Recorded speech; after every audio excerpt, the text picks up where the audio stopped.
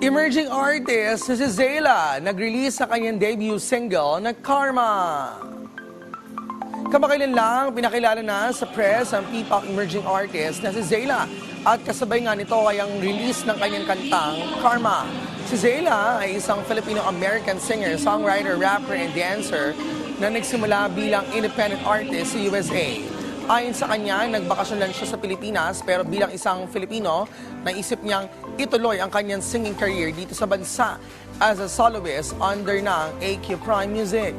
Sinabi rin ni Zayla na ang kantang Karma ay based sa experience ng kanyang kaibigan.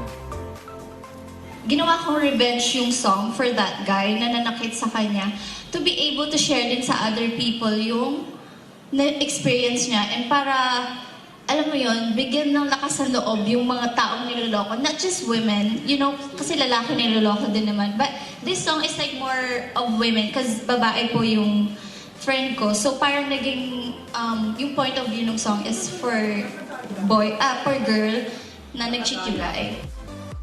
At nang tinanong naman kung sino ang inspirasyon niya sa pagkanta, ang sagot niya ay... Internationally po, Olivia Rodrigo po talaga. And then here locally, Sarah G po. Si Ate Sarah G po. Really, gusto mo maging katulad niya. Nagtutour din po siya sa ibang bansa. And si Olivia Rodrigo po, we both love writing songs. So, sila po talaga dalawa yung pinaka-inspiration ko. Madami pang iba, pero sila po talaga yung main.